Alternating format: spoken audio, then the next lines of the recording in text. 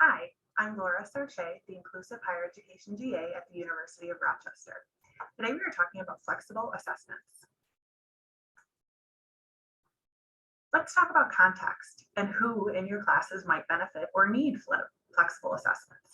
You may have transition students from BOCES who are called tour students in your classes. You may have students who are registered with the Office of Disability Resources who have accommodations for testing and other accommodations. And you will also have neurodiverse and neurotypical students in your classes who will benefit from flexible assessments. The goal for today is that you will explore a variety of ways to assess students' progress towards their learning goals and identify an action step, as always, to take with you in your own practice towards being more inclusive. So first, let's talk about why we do assessments. What is the purpose of assessments? So our purpose for assessment is that we're gauging whether or not and to what degree students have made progress on the learning objectives that we have set prior to the beginning of the lessons or the unit or the activity. So our assessments then need to align with our learning goals, and we need to make sure that the activities that we're allowing students to do also align with our learning goals. So hopefully you've had a chance to see the Universal Design for Learning video. If not, check that out on our YouTube channel. But today we're focusing on the action and expression piece of Universal Design for Learning. And this is where students can demonstrate what they have learned. So we're talking about different modes of expression when we talk about flexible assessments. So there are some types of assessments that you're probably familiar with and many have used in your classes. And then I want to look at some different types of assessments that we can use as well. So a traditional type of assessment is a paper that a student will write at the end of a semester typically. You might give a test, exam, or a quiz anytime throughout the semester. But what about a project, having the student demonstrate what they've learned through a project, or the student creating a PowerPoint, the student giving a presentation? Many of these things we've done over Zoom, but now that we're back in person for classes, it's important to make sure that we're still doing some of the really flexible, accommodating types of assessments that we used during the pandemic. So some of these things we can carry over in our practice.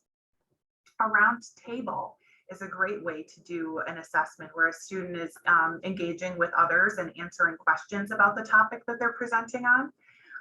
A discussion, whether that's on a discussion board or a discussion verbally during class, is a great way to assess students.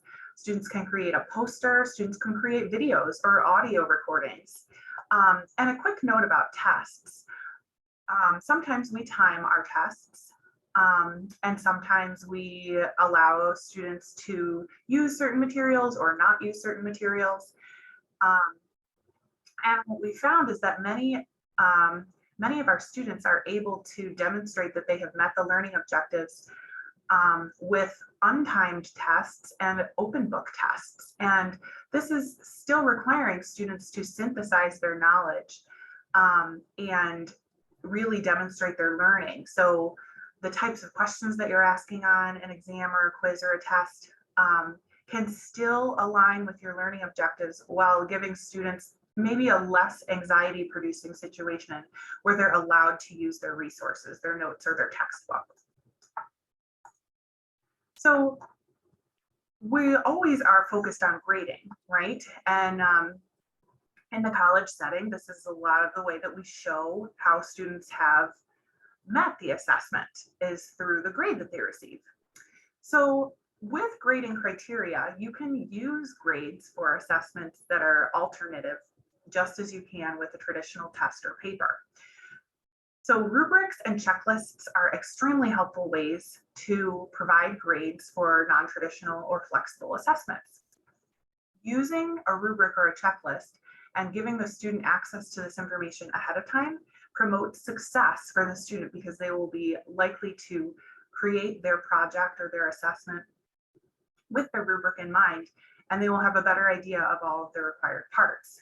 So some keys with designing rubrics and checklists is to be specific. Providing a model of the different type of project or in different modes is very helpful for students. List and describe all parts of the assignment that you want addressed, and provide options for different modes. Differentiate between levels of expectation. So for example, you might have a below expectations, meeting expectations, and exceeding expectations columns in your rubric. And each of those will have specific descriptions that show students what they need to do to meet those expectations. Your rubric criteria should always be related to the learning objective. And we'll talk about backwards design in another video. Making it visual, so even like having checkboxes for the students to check off themselves, providing pictures or examples is very, very helpful for each part of an assessment. And encourage students to self-evaluate. If they have their rubric or a checklist ahead of time, they can assign what they think that they've earned as a grade, and then you can assign what grade you as the professor are giving them as well. This is a great tool for students to check their work. It promotes executive functioning skills and self-advocacy and self-determination, and also shows you a little bit more about what they've learned in the process if they feel confident in their assessment project or their assessment final. So your action steps for today are to choose one of the previous actions to enhance your course, ask a colleague about keeping you accountable for accessibility in your practice, view another inclusion resource from our YouTube channel, or reach out to me as always for professional development. You can reach me at ihega@rochester.edu. Thank you.